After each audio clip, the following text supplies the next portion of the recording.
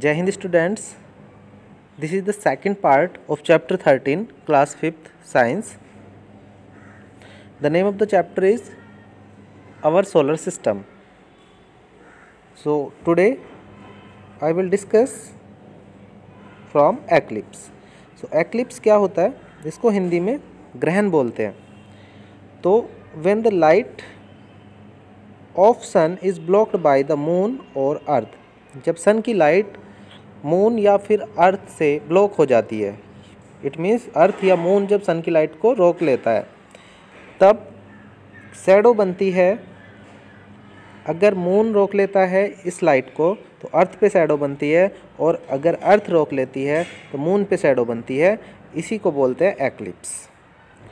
ये 2 टाइप्स का होता है. एक होता है सोलर एक्लिप्स यानी सूर्य ग्रहण, और एक होता है लूनर एक्लिप्स यानी चंद्र ग्रहण.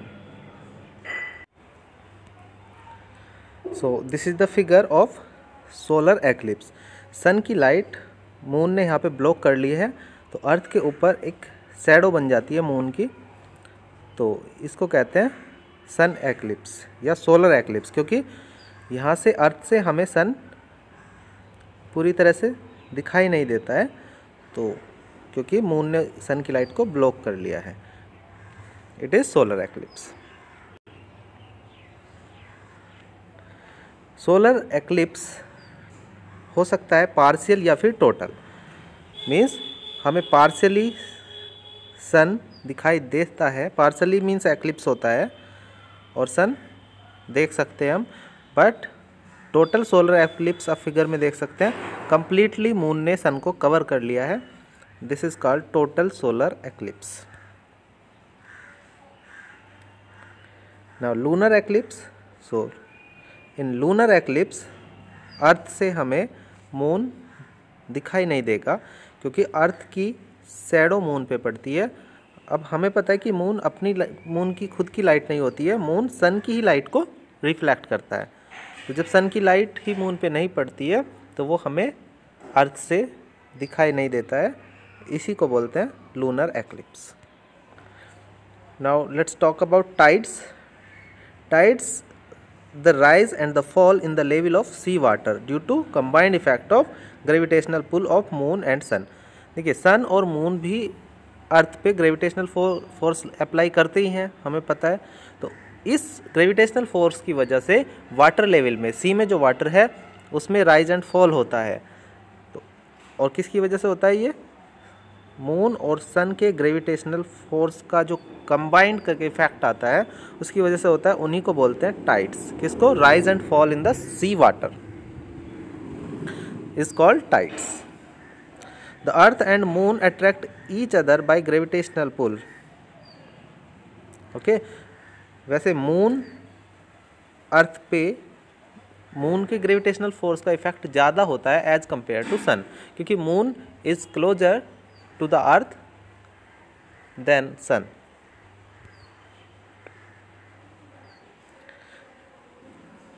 Okay, the water of seas on the side of earth facing the moon is attracted upwards causing high tide. अर्थ की वह साइड जिस साइड मून होता है उस साइड हाई टाइड होती है. ये आप देख सकते हैं, इधर पे मून है तो अर्थ पे वाटर हाई राइज होगा इन द सी, तो इसी को बोलते हैं हाई टाइड. जबकि मून के इधर पे, जिधर पे मून नहीं है, दोनों साइड लो टाइड्स होती है, और जिधर पे मून होता है उधर पे हाई टाइड होती है. Means rise in the level is high, क्योंकि फोर्स ज़्यादा अप्लाई होता है. Now students, let's talk about the artificial satellite. We know that moon is the natural satellite of earth. तो नेचुरल सैटेलाइट होता क्या है? अर्थ इज़ ए प्लैनेट, और जो भी नेचुरल सैटेलाइट होता है वो पर्टिकुलर उस प्लैनेट का रिवॉल्यूशन करता है. तो मून हमारी अर्थ का चक्कर लगाता है 27.3 डेज़ में. सो अप्रोक्सीमेटली मैं इसको 27 या 28 डेज़ कह सकता हूँ. ओके, सो ये होता है सैटेलाइट. तो मून नेचुरल सैटेलाइट है, बट अगर हम आर्टिफिशियल सैटेलाइट बनाए तो आर्टिफिशियल सैटेलाइट क्या होंगी? जो कि मैन मेड हैं और वो भी सैटेलाइट हैं. तो अर्थ का अगर वो रिवॉल्यूशन करती हैं तो उनको बोला जाता है आर्टिफिशियल सैटेलाइट. इंडिया में ISRO Indian Space Research Organisation artificial satellite launch करने का वर्क करती है। ओके, स्पेस से रिलेटेड वर्क करती है, जैसे कि नेम से ही पता चलता है, space, Indian Space Research Organisation. So an artificial satellite is a man made object that continuously orbits the earth or some other body in space. Most artificial satellites orbit the earth. Artificial satellites have also orbited the moon, the sun, asteroids and the planet Venus, Mars and Jupiter. Artificial satellite moon का, सन का, asteroids का और कुछ planets Venus, Mars और Jupiter का चक्कर लगाती है। ओके, और इन्हीं के बारे में इंफॉर्मेशन, इन्हीं की इंफॉर्मेशन को शेयर करती है हमें। Okay,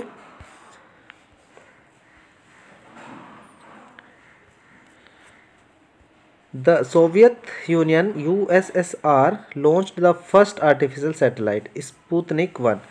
first artificial satellite Soviet संघ ने, जिसको अब हम रसिया बोलते हैं, लॉन्च की थी, रसिया ने। ओके, और 1957 में लॉन्च की थी।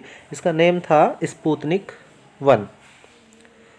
उसके बाद से यूनाइटेड स्टेट और many other countries have developed, launch and operated artificial satellite. और इंडिया की अगर बात करें तो इंडिया ने फर्स्ट सैटेलाइट लॉन्च की थी 1975 में। इस सैटेलाइट का नेम था Aryabhata.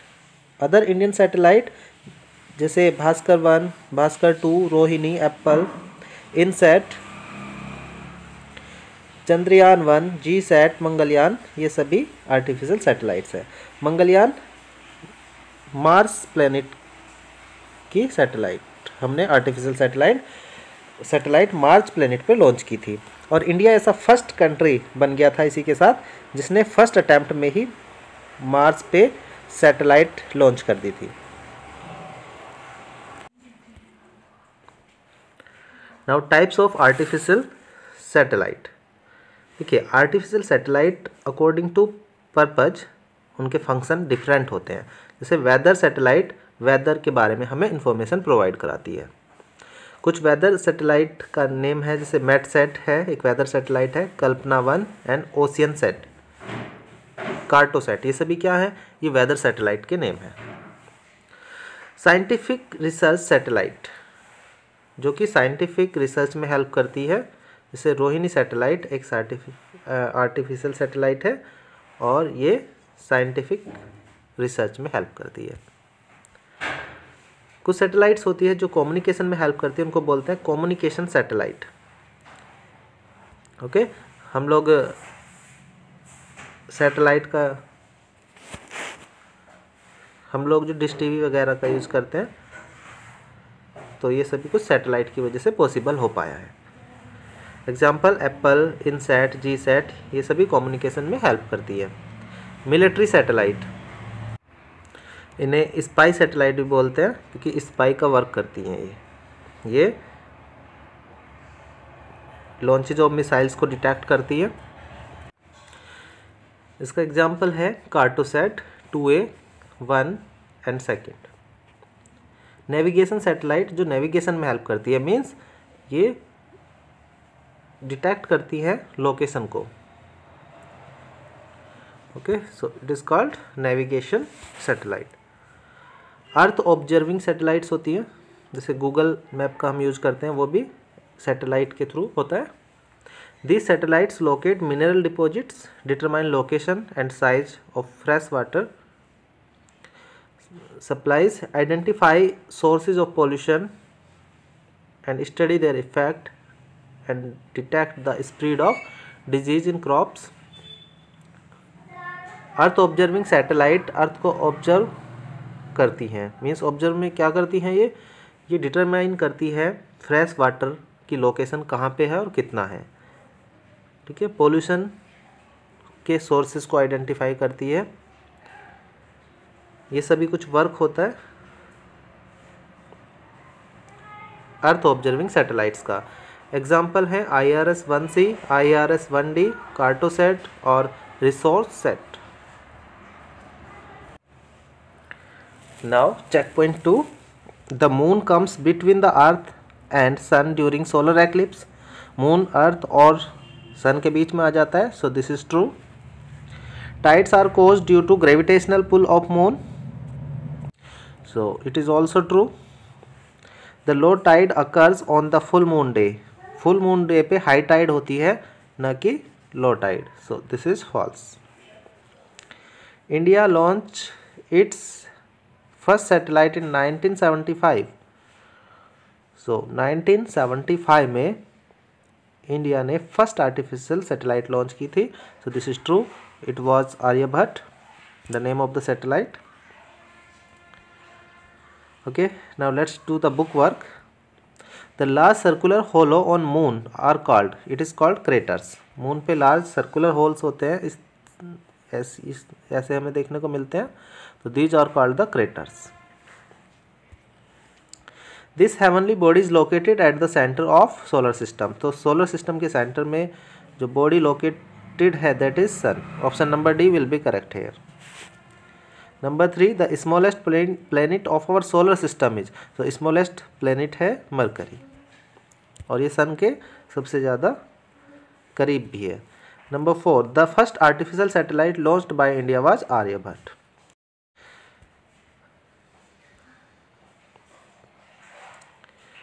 Now, true or false, the heavenly body nearest to our earth is moon. So this is true. heavenly body जो कि अर्थ के नियरेस्ट है that is moon, और मून हमसे 3,84,000 किलोमीटर दूर है approximate. Number 2, the earth is at the center of our solar system. So earth solar system के centre में नहीं है, सन सोलर सिस्टम के सेंटर में है. So it is false. Number 3, the moon shines due to its own light. This is false. Moon अपनी light से shine नहीं होता है, ये सन की लाइट को रिफ्लेक्ट करता है. Number 4, the different shapes of moon are called phases of moon. So this is true. Phases of moon कहा जाता है मून की डिफरेंट शेप्स को. सो फिलहाल इस वीडियो में इतना ही. See you next video. Take care. Have a nice day.